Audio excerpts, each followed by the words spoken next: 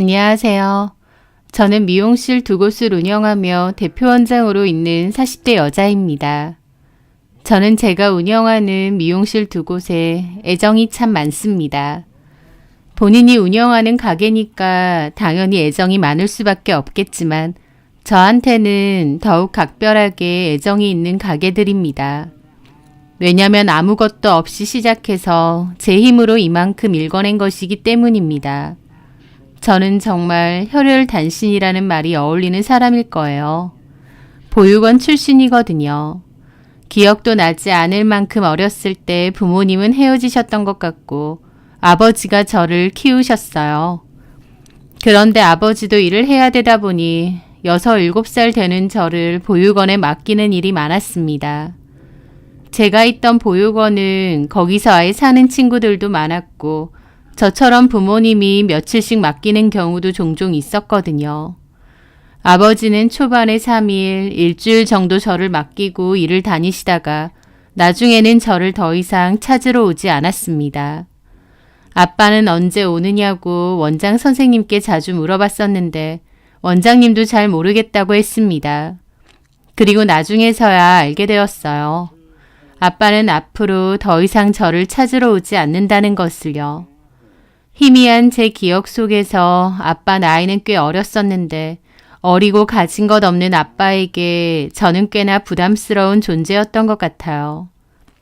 보육원에서 지내는 게 어린 마음에 서러우면서도 그래도 아빠가 데리러 올 거라는 것, 내 집이 따로 있다는 것이 큰 위안이 되었는데 그렇게 아빠는 저를 버렸고 저는 그때부터 보육원에서 쭉 지내게 되었습니다.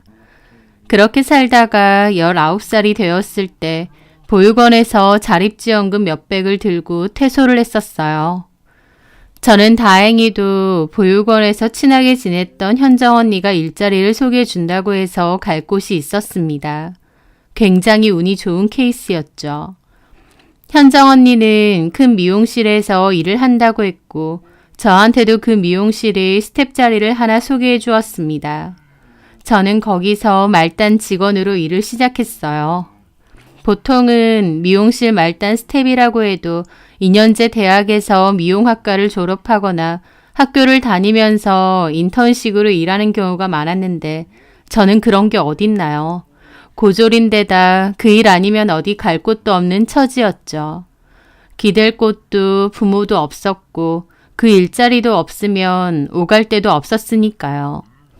그런 절박함과 쪼들림은 겉으로 드러나는 건지 무시도 많이 당하고 서러움도 많이 당했죠. 기댈 곳도 의지할 곳도 마땅치 않았습니다. 저를 소개해준 현정 언니도 미용실 안에서 저랑 크게 다르지 않은 처지였고요. 그래도 저는 현정 언니에게 너무 고마웠고 지금도 고맙습니다.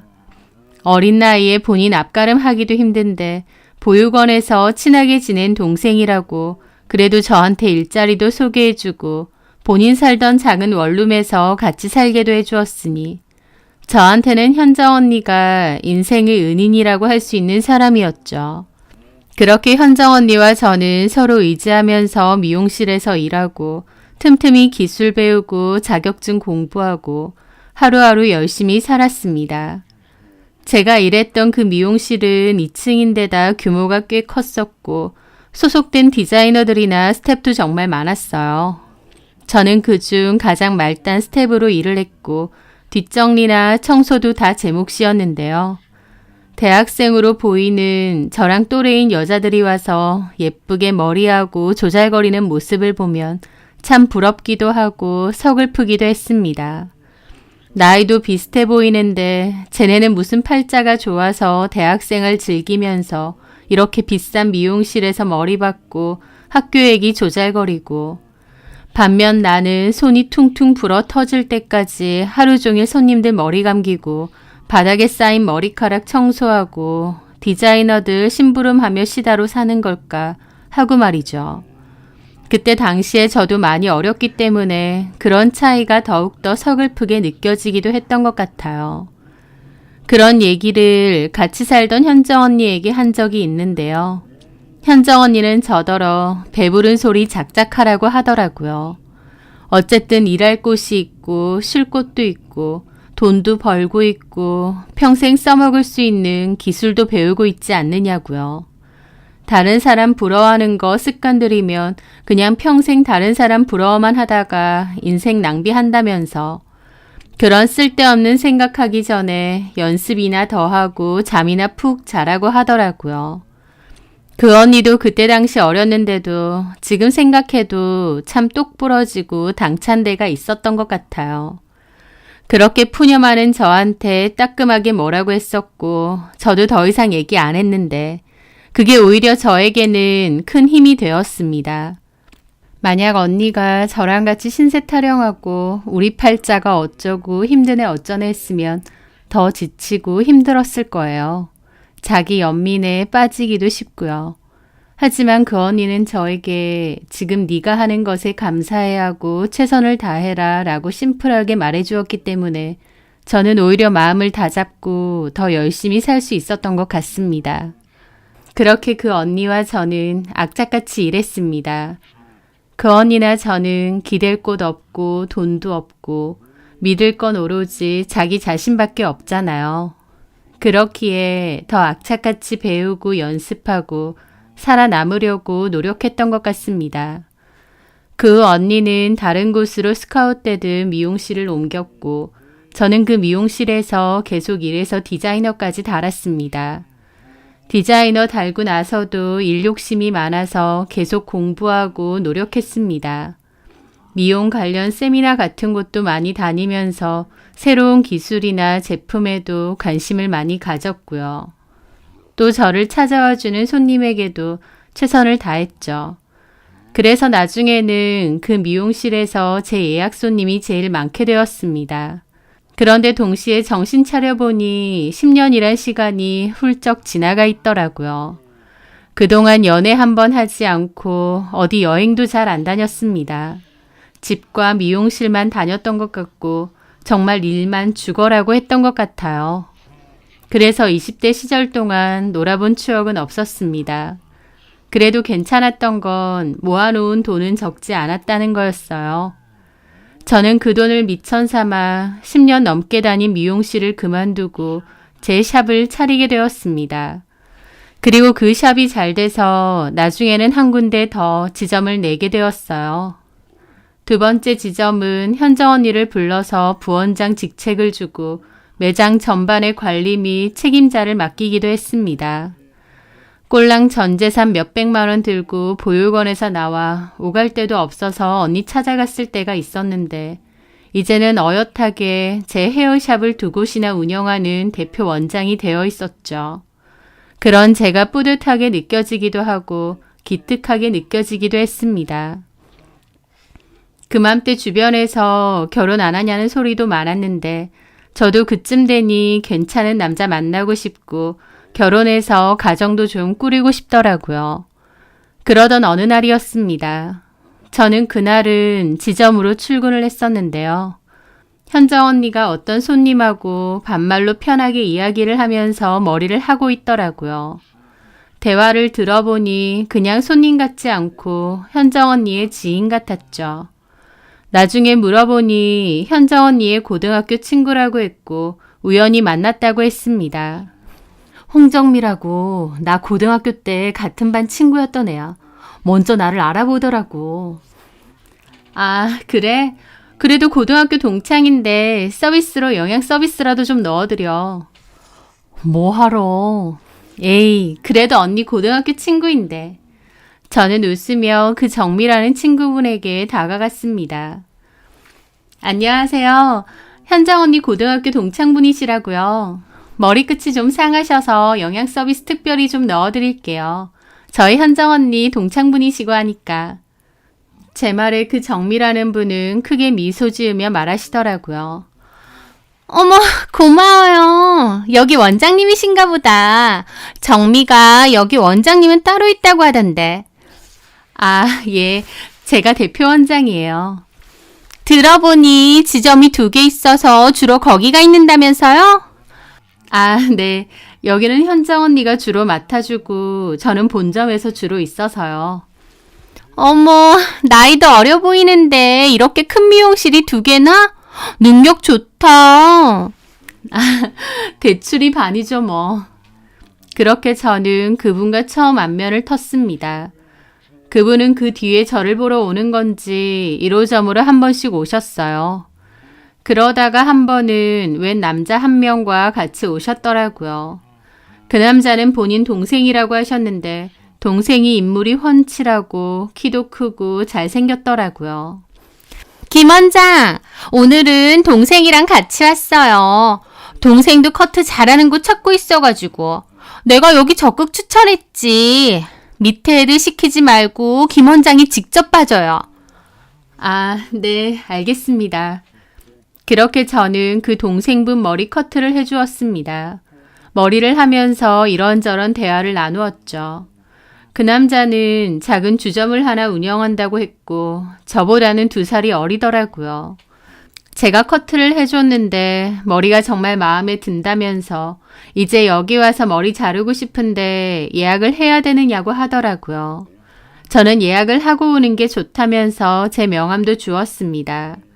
그런데 그 뒤로 미용실 예약이 아니라 개인적인 연락을 자주 하더라고요. 제가 너무 자기 스타일이라고 하면서요. 저는 그때까지 일만 하느라 남자를 제대로 사귀어본 적이 없었습니다. 딱 한 번 있긴 한데 그것도 제대로 사귀었다고도 할 수가 없어요. 같은 미용실에서 일하던 동료 직원이었고 6개월 정도 연애하다가 헤어졌었는데요. 데이트도 몇 번 한 적 없고 그냥저냥 만나다가 흐지부지 끝을 냈거든요. 그래서 사실 저는 모쏠이나 다름없는 사람이었는데 그 남자는 그런 저에게 꽤나 적극적으로 다가오더라고요. 그 남자가 저보다 좀 어리긴 했지만 그래도 말하는 거나 행동이 어른스럽기도 했고 또 외모도 괜찮고 성격도 서글서글하니 좋은 것 같았습니다. 그래서 저도 당연히 나쁘지 않았죠. 하지만 연애 경험이 너무 없다 보니 또 걱정도 돼서 현정 언니에게 물어보기도 했습니다. 연애해보는 것도 나쁘지 않지. 근데 네 돈 보고 접근하는 건 아닐까 몰라? 에이, 무슨. 내가 뭐 접근하고 자시고 할 만큼 그렇게 돈이 많은 것도 아닌데 뭐. 그리고 그런 사람 같진 않아. 언니 보긴 어때? 그 정미 언니라는 분. 정미? 걔랑 막 그렇게 친하지는 않았어서 개인적으로는 잘 몰라. 근데 그 동생 보니까 인물 좋고 괜찮긴 하던데. 한번 만나봐. 가볍게 연애해보는 것도 좋잖아. 현정 언니도 괜찮은 것 같다고 하더라고요. 그렇게 그 남자와 저는 만나게 되었는데 저는 뒤늦게 연애 재미에 푹 빠지게 되었습니다. 아, 이래서 연애를 하는구나. 애인을 만드는 거구나 알겠더라고요. 연애를 하는 동안은 참 행복했고 사랑받는다는 기분이 너무 좋았었죠. 그렇게 그 남자와 저는 한번 싸우는 일도 없이 잘 만났고 1년 좀 넘게 연애 끝에 결혼도 하기로 했습니다. 남자친구가 청약이 돼서 반 정도 부은 집이 있었는데 반은 제가 내기로 하고 공동명의를 하기로 했습니다. 집값이 금액으로 쳐도 남친이 반, 제가 반 부담한 셈이었죠. 참고로 남자친구도 저처럼 부모님은 없으셨습니다. 아버지는 어렸을 적에 돌아가셨다고 했고 어머니랑 누나랑 셋이서 살았다고 했어요. 그런데 어머님도 남친이 고등학생일 때 병환으로 돌아가셨다고 하더라고요. 그 뒤로는 남친 누나인 정미 언니랑 둘이서 의지하며 살았다고 했습니다. 부모님 없이 남매 둘이서 의지하고 살았으니 좀 더 각별한 사이겠구나 싶더라고요. 그래서 저도 결혼하면 제 신우가 될 정미 언니에게 잘하고 잘 지내야겠다 싶었죠. 그 전까진 단골 미용실 사장으로 또는 남동생의 여자친구로서 정미 언니가 저를 대하는 모습은 몹시 쿨하고 괜찮은 사람이었거든요. 그런데 막상 결혼 이야기가 오가고 제가 예비 올케가 되고 보니까 정미 언니의 행동이나 태도가 상당히 달라지더라고요. 갑자기 갑질 아닌 갑질이 시작되었다고나 할까요? 선아, 너도 알겠지만 나는 우리 재욱이의 누나기 전에 엄마나 다름없는 사람이야. 그러니까 너도 나를 신우가 아니라 시어머니다 생각하고 살아야 돼. 고등학교 때 우리 엄마 돌아가시면서 하시는 말이 동생 잘 부탁한다고 엄마의 빈자리를 나더러 꼭 채워주라고 하셨거든. 엄마의 마지막 말이니까 나도 그 말을 지키려고 노력하면서 살았지. 그래서 나 재우기 때문에 결혼도 안 했잖아.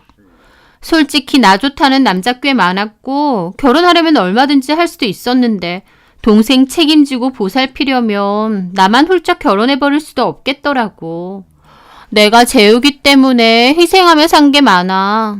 그러니까 재욱이한테는 내가 엄마나 다름없는 존재인 거고 예비 올케한테는 내가 시어머니나 다름없는 존재인 거지. 남편이 좋으면 그 가족들한테도 잘해야 되는 거 알지? 예비 올케 똑똑한 사람이니까 내 말 무슨 말인지 알 거야. 라는 겁니다. 결혼식 날짜 다 잡아놓고 그 말을 저에게 하는데 좀 당황스럽더라고요. 우스갯소리로 가볍게 하는 소리도 아니고 진지하게 진심을 다해서 자기는 신우가 아니라 시어머니나 다름없는 존재니까 부담을 가지고 살라는데 내가 뭘 어떻게 하라고 저런 소리를 하나 싶었죠. 저는 이 얘기를 남친에게 했는데 남친은 그냥 웃으며 대수롭지 않게 넘기더라고요. 별 얘기도 아니구만. 그냥 누나가 결혼해서 잘 살라고 하는 소리야. 솔직히 자기는 시부모님이 없으니 시댁살이 할 것도 없잖아. 그러니까 너무 해이해지지 말고 서로 잘하면서 살아라. 그 정도 얘긴 거지 뭐. 라면서요. 하지만 저는 이 얘기를 현정 언니에게도 했는데 현정 언니는 좀 황당했습니다. 걔 말에 가시가 있네. 쥐가 신우지 무슨 시어머니야. 걔 웃기네. 그런 얘기를 나한테 하시는 이유가 뭘까? 왜겠어. 알아서 잘해라. 그런 거겠지 뭐. 근데 걔 말도 좀 웃긴데 무슨 쥐 동생 때문에 결혼을 못했다 그러고 희생하면서 살았다고 그래? 내가 정미애랑 친한 다른 친구도 알거든? 근데 정미애 남자도 부지런히 만나고 다녔고 결혼 빨리 하고 싶어서 엄청 용쓰고 다녔더만. 진짜? 그랬대? 남자들 있다고 하면 무조건 그 술자리는 꼭 참석하고 남자 되게 좋아한대. 요즘 애들 하는 말로 남미새라고 하잖아. 남자에 미쳤다고. 걔가 딱 그거라는데 무슨. 걔가 아직까지 결혼을 못한 건 지 동생을 위해서 희생한 게 아니라 그냥 결혼할 남자가 없었던 것뿐이야. 지가 그냥 결혼 못한 걸 가지고 왜 괜히 너한테 부담 주고 그래? 걔도 웃기네. 라고 했습니다. 사실 저도 딱히 정미 언니가 제 남친을 위해 희생했고 일부러 결혼도 안 했다는 생각은 별로 안 해봤어요. 왜냐면 남친 어머님이 돌아가시면서 집하고 재산도 적지 않게 남겼다고 했고 그걸 정확히 반으로 나눠서 남친과 정미 언니가 나눠 가졌다고 했습니다. 그 재산이 적지 않아서 그걸로 생활비 쓰고 대학 등록금 내고 큰 어려움은 없이 살았다고 했거든요. 그러니까 딱히 동생을 위해서 정미 언니가 특별히 희생을 했다거나 뭔가를 포기하며 산 건 아닌 것 같았습니다. 그런데도 저한테는 동생 때문에 많이 희생하고 살았고 결혼도 안 한 거니 알아서 잘하라고 하니까 좀 어이없더라고요. 하지만 그때까지만 해도 심각하게 생각하진 않았고 그냥 하는 소리 정도로만 생각했습니다. 그런데 막상 결혼하고 보니 그 말들이 그냥 하는 소리가 아니라 전부 진심이었더라고요. 신우는 정말 자기가 동생 때문에 많이 희생하면서 살았다고 생각하고 본인을 진심으로 신우가 아니라 시어머니 같은 존재로 생각하는 것 같았습니다. 그리고 그 희생에 대한 대가를 엉뚱하게도 저한테 바라는 것 같았죠. 그것도 참 웃기지 않나요? 설령 동생을 위해 누나가 희생했다고 한들 보답을 받고 싶어도 동생한테 받아야지 왜 저한테 보답을 원하나요? 이해가 안 되더라고요. 하지만 신우는 제가 돈이나 엄청 많은 사람이라고 착각한 건지 다양한 방법으로 저에게 돈을 받아가려 했습니다. 가장 먼저는 신혼여행 갔다 올 때 명품 가방을 받고 싶다고 노골적으로 얘기한 거였습니다. 아예 어떤 가방이 갖고 싶다고 브랜드랑 제품명을 대놓고 말하더라고요. 그 가방은 금액이 600만 원 정도였습니다. 물론 결혼하는 마당에 신우에게 좋은 마음으로 선물할 수도 있어요. 그런데 너무 당연하다는 듯이 마치 받아야 될 것을 달라는 듯 요구하니까 황당하더라고요. 솔직히 결혼한다고 해서 신우가 남편이랑 저한테 해준 건 축의금 100만 원이 전부입니다. 만약 본인이 시어머니 같은 대접을 받고 싶으면 본인도 진짜 어머님처럼 뭔가를 해주기라도 해야 되는 거 아닌가요? 자기는 신우일 뿐이라고 100만 원 딱 해주면서 저한테는 대놓고 600짜리 가방 사오라고 하더라고요. 그런데 남편도 누나 명품 가방 없는데 하나 해주자고 했고 저도 원래 선물 하나 하려고 했었기 때문에 그냥 좋은 마음으로 사줬습니다. 그런데 그 뒤로도 신우의 갑질 아닌 갑질은 본격적으로 시작되었어요. 신우는 저희 미용실에 머리를 종종 하러 왔는데요. 제가 남편이랑 결혼하고부터는 더 이상 돈을 안 내더라고요. 한두 번이면 모르겠는데 너무 자주 오기도 했고 또 당당하게 머리만 받고 그냥 가는 겁니다. 심지어 저희 샵에는 샵인샵이라고 해서 네일샵이 작게 있는데요. 엄밀히 그 샵은 사장님이 따로 있고 제가 사장이 아닙니다. 남는 공간을 임대해 준 것이기 때문에 별도의 네일샵 사장님이 계신 거죠.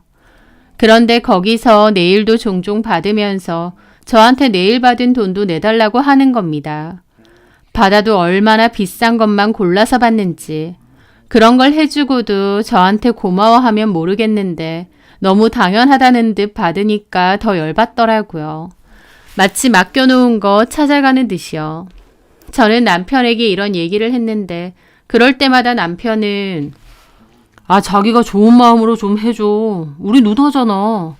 그럽니다. 아니, 내가 이걸 당연히 해줘야 되는 의무가 있는 것도 아니잖아. 식구잖아. 우리 누나 별로 삶의 낙도 없고 머리하고 손톱 받는 게 그나마 삶의 낙인 사람이야. 근데 올케가 큰 미용실 원장이고 하니까 기분 내는 거잖아. 가족끼리 그 정도도 못 해줘? 나 봐서 누나 기분 내게 좀 해줘. 라고 하더라고요. 제가 미용실을 하니까 신우가 미용실 와서 공짜로 머리 받고 하는 건 그냥 서비스로 해주라는데 말이 쉽지 저는 땅 파서 장사하나요? 그래도 자기 누나라고 또 팔은 안으로 굽는다고 누나한테 그만 좀 하라고 하지는 못할 망정 누나 편만 드는 모습이 너무 얄밉더라고요. 그래도 초반에는 그냥 좋은 마음으로 좀 해주었습니다. 그래, 올케가 미용실 운영하는데 머리 좀 공짜로 해주는 게 뭐가 대수겠느냐 하면서요. 그런데 나중에는 본인 머리뿐만 아니라 자기 지인들까지 데리고 와서 공짜 머리를 하는 겁니다. 그 모습에 저도 도저히 이건 아니다 싶어서 분노 폭발했죠. 형님, 오늘 형님 지인분들 데리고 와서 머리 하셨잖아요. 올케. 덕분에 머리 잘 받고 갔어. 근데 한 명은 머리 염색이 자기가 생각했던 것보다 너무 밝게 됐대. 올케네 샵에 있는 그 최 실장이라는 여자. 그 여자 직함만 실장이면 뭐해. 실력이 너무 없는 것 같아. 염색 색 하나 제대로 못 내나? 라는 겁니다. 공짜로 받고 간 주제에 마음에 드네 안 드네 하는 신우네 친구들도 어이없더라고요. 저 형님, 오늘 받으신 것까진 제가 그냥 해드릴 수 있는데요. 앞으로는 좀 어려울 것 같아요. 솔직히 형님 와서 머리 받는 것까진 제가 이해를 해보려고 했는데요. 친구분들까지 그렇게 우르르 데리고 와서 공짜로 받으시는 건 좀 아닌 것 같아요. 뭐라고? 오늘 형님하고 친구분들 받으신 거 돈으로 환산하면 50만 원이 넘어요. 저도 디자이너들 인건비 주면서 운영하는 건데 그런 식으로 친구분들까지 데리고 와서 공짜로 머리 받고 그러시면 저도 너무 곤란하죠. 참나, 그러니까 돈 아깝다 이거야? 솔직히 여태까지 형님 머리는 제가 다 돈 안 받고 해드렸잖아요. 그것만 해도 제 입장에선 적지 않은데 형님 친구분들까진 좀 무리인 것 같아요. 올케 말 섭섭하게 하네. 나 올케 신우야. 올케 남편의 누나. 알죠. 내가 전에 말 안 했었나? 나 재욱이 때문에 많이 희생하고 살았어. 내가 결혼도 안 하고 희생하면서 재욱이 돌봤고, 그래서 재욱이도 저렇게 잘 자라서 지 앞가름하면 잘 사는 거잖아. 그렇게 컸기 때문에 올케랑 결혼까지 할 수 있었던 거고. 그러면 올케는 나한테 좀 고마운 마음이 있어야 되는 거 아닌가? 라면서 또 자기가 희생을 하며 키웠답니다. 진짜 생각 같아선 자기 동생이 잘 큰 걸 제가 왜 형님한테 고마워해야 되는 건가요? 본인 동생 잘 컸으면 다행이고 잘 된 거지. 제가 그걸 막 고마워하고 보답해야 되는 건 아니잖아요. 게다가 자꾸 동생 위해서 희생을 했다는데 동생 때문에 결혼 안 한 게 아니라 결혼할 남자가 없어서 못한 거잖아요. 저는 확 솔직하게 말하고 싶은 걸 꾹 참았습니다. 그렇게 잠자코 있으니 신우는 한술 더 떠서 솔직한 말로 올케 내 동생 같은 남자랑 결혼하는 거 쉬운 상황 아니잖아? 나니까 이해했지. 그게 무슨 말씀이세요? 올케 보육원에서 자란 고아잖아. 부모도 아예 없는. 그런 조건의 며느리 좋아할 사람 아무도 없어. 라면서 제 상처까지 헤집는 겁니다. 형님, 무슨 말을 그렇게 하세요? 올케가 평생 가족의 정도 없이 살아와서 그런지 나누고 베푸고 그런 게 좀 없는 것 같아서 하는 소리야. 내 동생이 올케랑 결혼한다고 했을 때 좀 성에 안 찼어도 나 암소리 안 하고 올케 환영해줬어. 그것만 해도 나한테 고마워해야 되는 거 아닌가?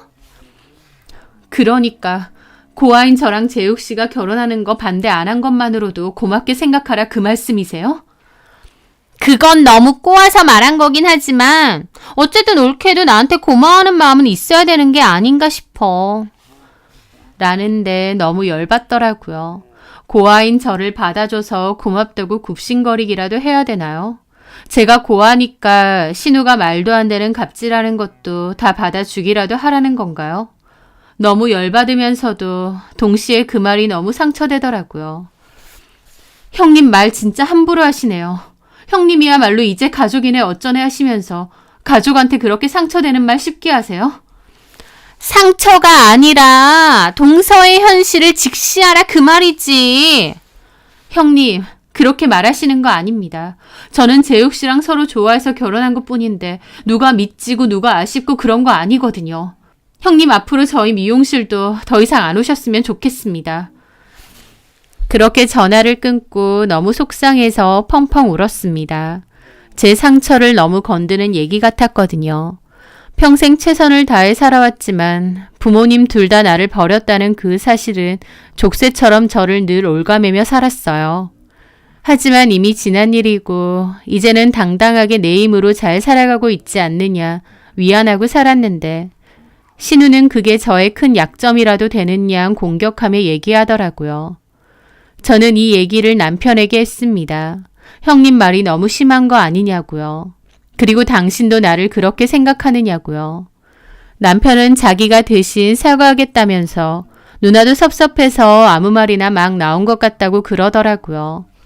저는 남편에게 당분간 형님 얼굴 안 보고 싶다며 우리 미용실도 이제 오지 마시라고 대신 전해달라고 했습니다. 남편도 곤란해하면서 일단 알겠다고 하더라고요.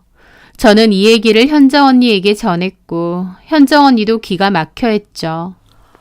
걔 말 진짜 웃기게 한다. 막말로 너 돈 잘 벌고 미용실 2개나 운영하고 있으니 일부러 지 동생 소개해주고 싶어서 데리고 간 거 아니야? 그래놓고 이제 와서 고아라서 결혼식을 반대하고 싶은 걸 참았네 어쩌네. 그딴 식으로 말을 한다고? 뭐 이런 게 다 있어? 그리고 솔직히 네 남편이라서 함부로 말하긴 그렇지만 네 남편 뭐 볼 거 있는데 그 주점도 장사도 안 되고 맨날 팔이 날린다며. 돈도 제대로 못 벌고 생활비도 네가 다 낸다며. 그런 주제에 뭐가 그렇게 뻔뻔해? 나도 진짜 얼마나 서럽던지.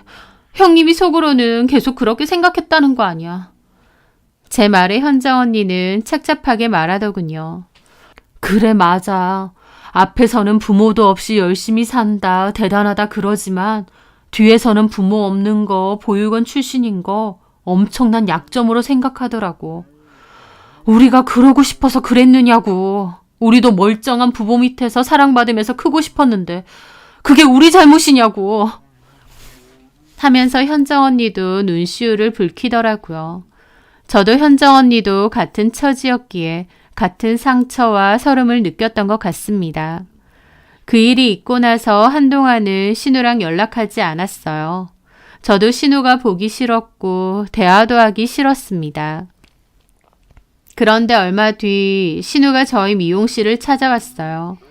남편에게 분명 신우 안 보고 싶다고 우리 미용실 못 오게 해달라고 했는데도 찾아왔더라고요. 그런데 신우는 그날 자기 말이 과했다며 사과하고 싶다고 하더라고요. 미안해. 나도 그때 올케한테 너무 막말을 했던 것 같아. 내 말에 많이 기분 상했지. 솔직히 좀 그랬어요. 미안해. 내 딴에는 한 가족이라고 생각했고 올케네 미용실 그렇게 이용하는 것도 별 문제가 없을 거라 생각했어. 왜냐면 나만 봐도 가족끼리는 그렇게 하는 게 당연하다고 생각하고 살았으니까. 엄마가 재욱이 나한테 맡기고 돌아가셨는데 나도 그때 너무 어렸어. 엄마가 돌아가신 것도 너무 힘든데 동생까지 내가 건사해야 된다고 생각하니 얼마나 눈앞이 컴컴했겠어. 아무리 재욱이가 고등학생 정도라고 해도 그래도 아직 어리고 부모 손도 많이 필요할 때잖아. 나 대학 다니면서 재욱이 밥 차려주려고 일찍 들어왔고 걔한테 부모의 존재처럼 하고 살려고 노력했어. 재욱이 때문에 결혼도 안 했던 거고. 또 그 소리를 하더라고요. 당시에 남편이 무슨 어린애도 아니고 고등학생인데다 신우랑 나이 차이도 3살밖에 안 나는데 뭘 그렇게 대단히 챙겨주고 희생을 했다는 건지. 하지만 신우도 진지하게 사과를 하려고 하는 것 같아서 저도 잠자코 들어주었습니다. 나도 모르게 은연중에 그런 게 있었던 것 같아. 동생을 위해서 살아온 만큼 보상받고 싶은 그런 거? 이해하지, 올케? 예. 하여튼 더 이상 미용실에서 공짜로 머리 받고 그런 거 안 할게. 그럼 괜찮겠어? 그 말에 저는 한숨을 쉬며 네, 그냥 그랬습니다. 그래, 우리 풀자. 우리가 사이 안 좋게 지내면 재욱이도 불편하잖아. 자, 하해. 그러면서 손을 내밀더라고요. 솔직히 신우가 하는 말이 별로 와닿지는 않았지만 그래도 신우가 먼저 화해하자고 이렇게 찾아오고 사과도 했는데 뻗대는 건 좀 아닌 것 같았습니다. 그래서 저도 미안하다고 했고 그렇게 화해를 했어요. 그런데 나중에서야 알게 되었습니다. 신우가 왜 굳이 찾아와서 화해하자고 한 건지요. 신우에게는 제가 필요했던 거였습니다. 알고 보니 신우는 그맘때 만나고 있는 남자가 있었고 그 남자랑 결혼까지 생각하고 있었거든요. 신우보다 6살 어린 남자라고 하는데 신우가 다니는 운동센터에서 관리직으로 일하는 남자라고 하더라고요. 신우와 그 남자가 사귄 지 5개월도 안 됐다고 하는데 신우는 그 남자에게 푹 빠진 것 같았습니다. 둘은 벌써 결혼 얘기까지 오갔고 구체적인 결혼 준비까지 하는 사이더라고요. 그런데 문제는 당연히 결혼을 위해서는 돈이 있어야 하는데 신우가 딱히 모아놓은 돈이 없다는 겁니다. 어머니 돌아가시고 유산 받은 거 남편과 신우가 반반 나누었다고 하는데 남편은 그걸 미천 삼아 지금 운영하고 있는 주점을 차렸고 신우는 지금 운영하는 앤틱 인테리어 소품샵을 하나 차렸다고 했습니다. 초기에 앤틱 인테리어 제품이 인기가 많았어서 괜찮았던 모양이지만 그 후에는 장사가 잘 안 되고 그냥 저냥 유지만 하는 정도라고 했고 따로 돈 모아둔 건 없이 있는 돈만 다 까먹었다고 했습니다. 신우는 결혼은 하고 싶으나 돈은 없는 상황이었던 거죠. 신우랑 결혼한다는 그 남자도 돈이 없다고 했고요. 신혼집은 그나마 신우가 혼자 사는 집에 차리기로 했다지만 결혼식이나 신혼여행에 필요한 비용은 없다는 거예요. 저는 그 얘기를 듣는데 황당하더라고요. 신우가 사는 집을 신혼집으로 할 것 같으면 최소한 그 상대 남자가 결혼식 비용은 내야 되는 거 아닌가 싶어서요. 그런데 그 남자는 돈이 없다고 했고 결혼식 비용까지도 신우가 다 내기로 했답니다. 솔직히 제 생각으론 돈이 여유 있는 상태가 아니면 적당히 형편에 맞춰서 작게 하면 되는 거 아닌가 싶거든요. 결혼식이라는 게 비싸게 하려면 얼마든지 비싸게 하지만 또 싸게 하려고 하면 싸게 할 수도 있으니까요. 그런데 신우는 결혼식에 대해서 기대가 컸고 이왕 할 거 크고 화려하게 하고 싶다고 했습니다. 신혼여행지도 유럽으로 가겠다고 했죠. 자기가 나이도 있고 뒤늦게 결혼하는 건데 구질구질하게 하고 싶지 않다면서요. 얼마나 철딱선이 없는 생각인가요. 솔직히 자기 돈으로 결혼 화려하게 하고 신혼여행 좋은 곳 갔다 오면 누가 뭐라고 하겠나요. 문제는 신우가 따로 돈도 없으면서 욕심은 엄청 컸다는 겁니다. 그러면서 신우는 제 남편에게 결혼 비용을 내달라고 했다더라고요. 자기가 돈이 없으니 동생에게 손을 벌리는 것이었죠. 하지만 저희 남편은 자기가 도와주고 싶어도 돈이 없다고 했답니다. 사실 남편이 운영하는 주점도 장사가 그닥 잘 되지는 않았거든요. 전반적인 생활비도 제가 많이 내고 있었고요. 저희 남편이 안 된다고 했더니 자연스럽게 또는 당연하게 저한테 결혼 비용을 내달라고 하는 겁니다. 처음 남편이 그 얘기를 했을 때 저는 너무 황당하더라고요. 형님 결혼 비용을 나한테 내달라고? 이왕 결혼하는 거 좀 멋들어지게 하고 싶나 봐. 얼마나? 결혼식하고 신혼여행비하고 그래도 누나 결혼하는데 우리가 혼수 하나 정도는 또 해줘야 되지 않겠어? 침대 해준다고 생각하고 그러면 다 해서 한 2천 정도는 해줘야 될 것 같은데. 2천? 남편은 무슨 남의 얘기인 양 아무렇지 않게 2천이라고 하는데 저는 기가 막혔죠. 그러니까 형님 결혼하는데 필요한 2천을 나한테 내달라 이거야? 자기는 돈 있잖아. 아니, 내가 그걸 왜 내줘야 돼? 아, 뭘 그렇게 말해. 우리 누나니까. 그러는 형님은 우리 결혼할 때 100만 원 줬었어. 그마저도 나는 신혼여행 갔다 오면서 형님한테 600짜리 가방 사줬고. 그런데 나는 형님 결혼하는데 2천만 원을 해주라고? 당신 미쳤어? 제가 흥분해서 길길이 날뛰자 남편도 표정이 안 좋더라고요. 아, 무슨 미쳤냐느니 그런 소리까지 나와. 당신이 보기엔 내가 돈이 엄청나게 많은 사람으로 보여? 2천만 원이 아무렇지 않은 돈으로 보이냐고. 그건 아닌데 누나 결혼하는 거고 나도 동생으로 좀 도와주고 싶어서 그러잖아. 그럼 당신 돈으로 도와줘. 왜 나한테 그래? 내가 돈이 없으니까. 그럼 못 도와주는 거지. 와, 진짜 이럴 거야? 나는 당신이나 형님이나 이해할 수가 없어. 나한테 돈 맡겨놨어? 그래서 도와주기 싫다 이거야? 당연하지. 형님 호화 결혼식 하는 비용을 내가 왜 내줘야 되냐고. 남편은 제 말에 표정이 진짜 험상궂게 변하더라고요. 그것도 어이가 없었습니다. 제가 당연히 줘야 되는 돈도 아닌데 왜 사람 눈치 보게 만들고 분위기를 험악하게 만드나요?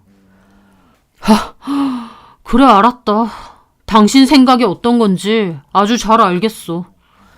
그렇게 남편은 그 얘기를 누나한테 전한 모양이고 다음날 신우가 저한테 전화했더라고요. 착 가라앉은 목소리로요.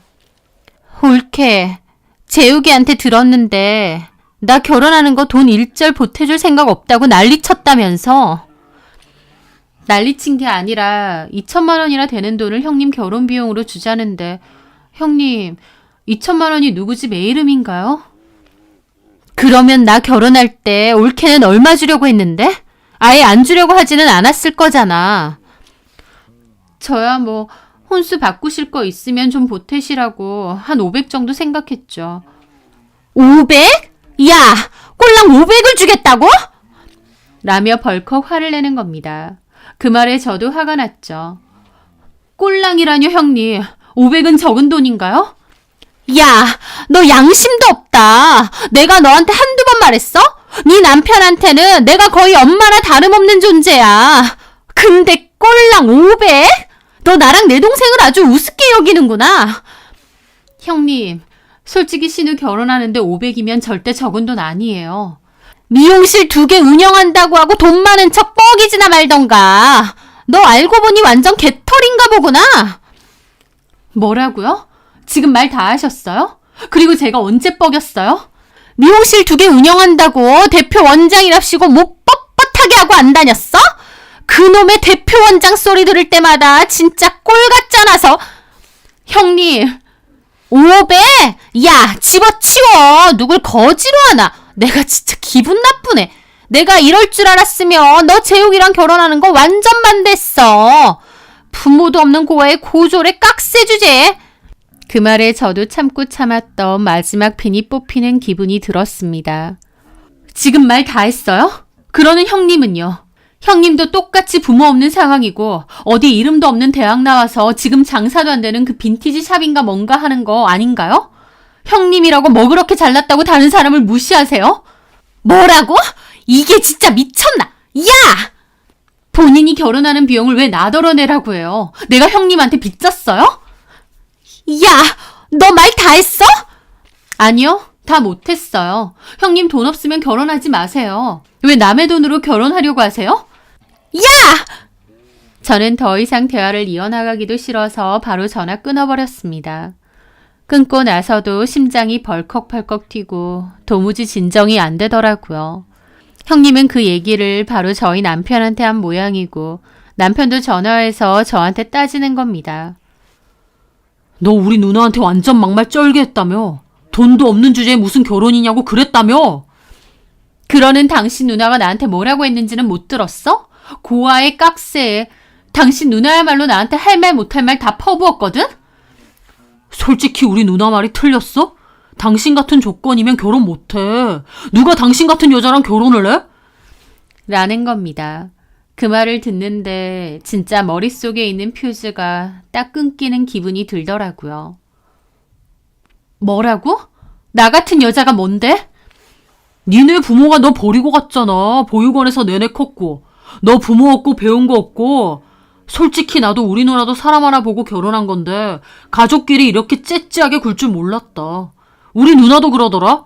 당신이 커오면서 가족의 정을 한 번도 못 느끼고 살아서 그토록 팍팍하고 베풀 줄 모르는 거라고. 누나가 그렇게 말했을 때 무슨 그런 말을 하느냐 당신 편들었는데 가만 보니 틀린 말도 아니야. 솔직히 당신 미용실 2개나 운영하면서 적지 않게 버는 거 내가 아는데 잘 벌면 가족들한테 잘 쓸 줄도 알아야지. 그럴 거면 결혼은 왜 했냐? 내가 당신하고 당신 누나 호요식 시켜주려고 결혼한 줄 알아? 나 같은 고아랑 결혼해줘서 대단히 고맙다고 내가 절이라도 해야 돼? 내가 가족이 없어서 베풀고 살 줄 모른다고. 그래 맞아. 나 부모 없고 가족 없고 베풀고 살 줄 몰라. 그래서 더더욱 내 돈이 지들 돈인 줄 아는 너랑 니네 누나한테는 한 푼도 쓰고 싶지 않아. 너야말로 이러려고 결혼했지. 내가 미용실 2개 운영한다고 하니까 돈 꽤나 있는 줄 알고. 근데 생각보다 내 주머니에서 돈 안 나오니까 바로 발 빼려고 하네? 그래 잘 알겠다. 너 방금 그렇게 돈 안 쓸 거면 결혼 왜 했느냐 했지?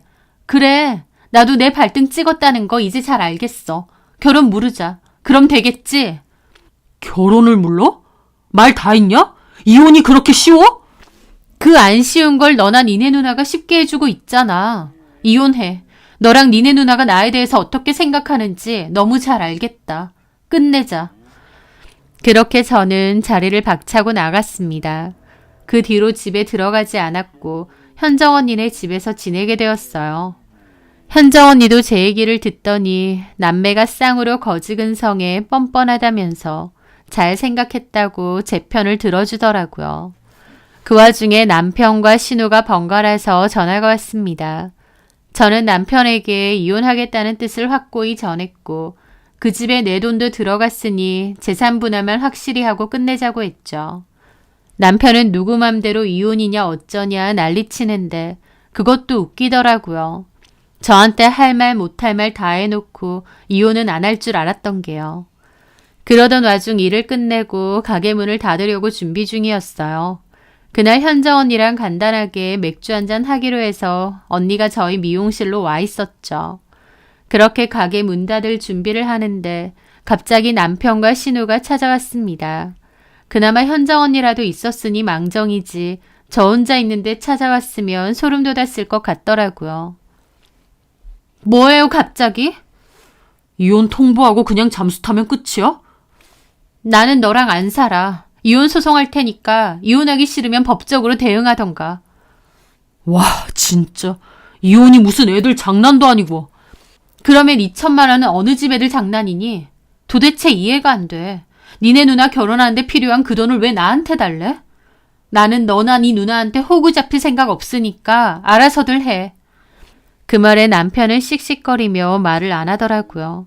그리고 옆에서 신우가 그래, 내가 다 잘못했다. 옳게 돈 잘 버는 것 같기도 하고 내가 남편의 하나뿐인 가족이니까 결혼하면서 통 크게 좀 보태줄 줄 알았어. 내가 크게 착각했네. 예, 그건 좀 아니다. 넌 가만히 있어. 우리 식구 얘긴데 왜 네가 끼어들어? 라면서 현정 언니한테 뭐라고 하는 겁니다. 그 말에 저도 따졌죠. 현정 언니 저한테 친언니나 다름없고요. 충분히 얘기할 수 있거든요. 참나. 그래, 알겠다.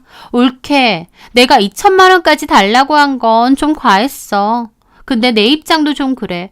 내가 남자친구한테 결혼 비용 다 내가 낸다 했단 말이야. 그래놓고 이제 와서 2천만 원도 없다고 말하기가 좀 그래. 아니, 그런 결혼을 왜 하세요? 사랑하니까 하지. 그래, 알겠어. 옳게 2천만 원 너무 과하고 그럼 1,000만 원만 좀 내줘. 내가 최대한 결혼식도 줄여보고 신혼여행도 동남아로 갔다 올게. 가족 사이에 그 정도는 해줄 수 있잖아. 그 말에 제가 너무 어이없어서 웃음이 막 나오더라고요. 와, 진짜 끝까지 나를 무슨 통장으로 보시나 봐. 2천만 원이든 1,000만 원이든 제가 애초에 왜 형님 결혼 비용을 드려야 되냐고요. 네가 사랑하는 네 남편 내가 엄마 같은 마음으로 키워주고 보살펴줬다는데 고마운 것도 없니? 형님 동생, 형님이 보살펴준 걸 왜 저한테 그러시냐고요. 보답받고 싶으면요. 형님 동생한테 직접 받으시면 되잖아요. 아, 맞아. 제가 아주 좋은 방법 알려드릴게요. 형님 결혼 비용 동생한테 직접 받을 수 있는 방법이 있어요. 내가 그럴 돈이 있었으면 누나 줬지. 왜 없어? 이제 생기잖아. 제 말에 남편은 의아한 표정이더라고요. 뭔 돈이 생겨? 이혼하고 재산 분할할 거잖아. 지금 집에 내 돈 들어가 있으니까 그 집 팔아야 될 거고. 그러면 반은 당신 돈이잖아. 그걸로 형님한테 2천만 원을 드리든 5천만 원을 드리든 실컷 드려. 나는 어차피 당신이랑 무조건 이혼할 거고 소송이라도 불사할 거거든. 근데 뭐하러 서로 힘 빼. 그냥 서로 합의해서 이혼하고 재산 분할 똑바로 하자. 그리고 네 재산으로 누나 실컷 도와줘. 어때? 누이 좋고 매부 좋은 게 이런 거 아니야? 제 말에 남편은 입이 뜨억하더라고요. 옆에서 현정 언니는 현명하다면서 그렇게 하면 되겠다면서 맞장구 치고 있고요. 그렇게 누나 사랑이 대단하면 이혼하고 본인 재산 분할한 돈으로 결혼 비용 실컷 내주면 되는 거 아닌가요? 제 말에 남편은 경악하고 신우는 그 와중에 나쁘지 않은 생각 같았는지 말없이 남편을 힐끗 보더라고요. 누가 이혼해 준대? 난 이혼할 거야. 이혼소장 보낼 거니까 그런 줄 알아. 그런데 그 말에 옆에 있던 신우가 그러는 겁니다. 근데 재우가 옳게 보니까 이혼 생각이 확고해 보이는데 괜히 변호사비 날리지 말고 웬만하면 협의를 하는 게...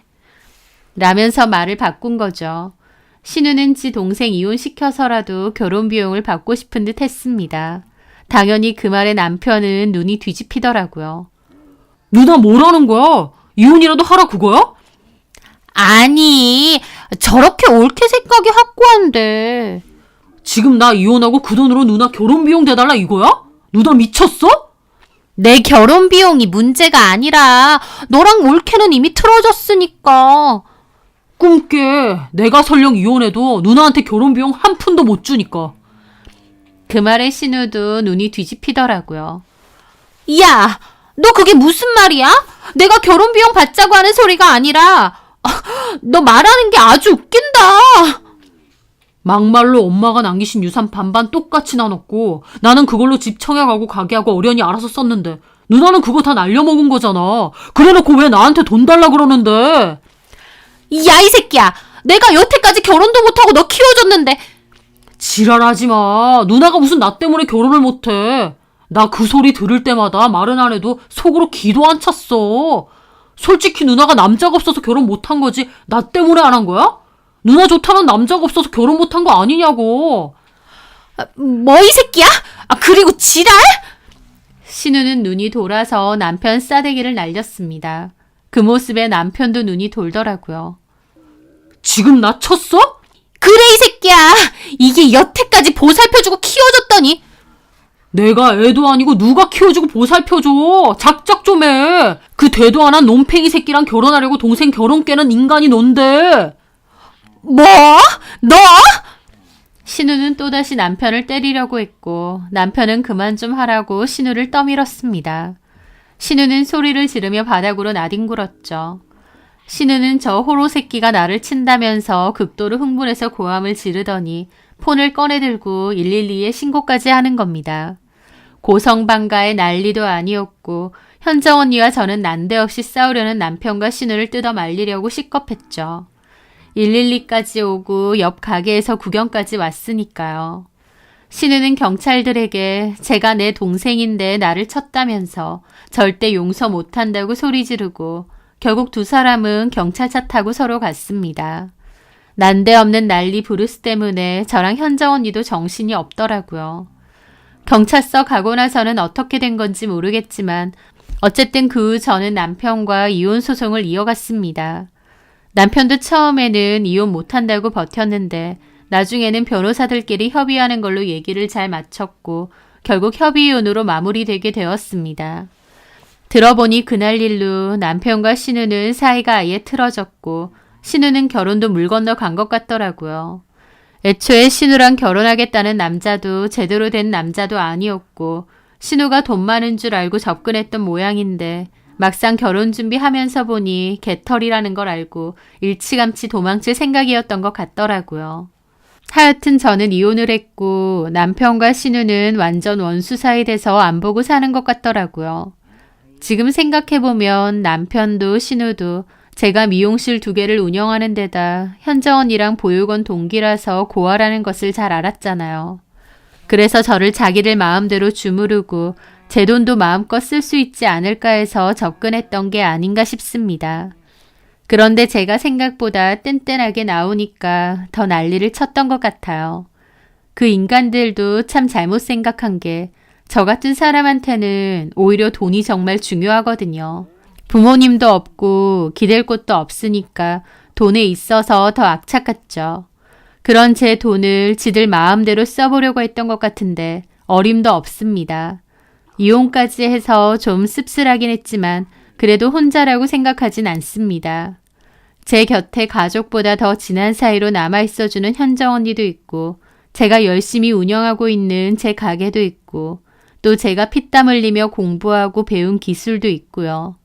그 옛날 현정 언니가 했던 말처럼 다른 사람 부러워하고 제가 못 가진 것을 아쉬워할 필요 없을 것 같습니다. 제가 가진 것, 이룬 것, 그리고 가장 든든한 내 편인 나 자신이 있으니까 서러울 것도 서글플 것도 없을 것 같아요. 저는 앞으로도 당당히 그리고 행복하게 잘 살아갈 겁니다. 제 사연 들어주셔서 감사합니다.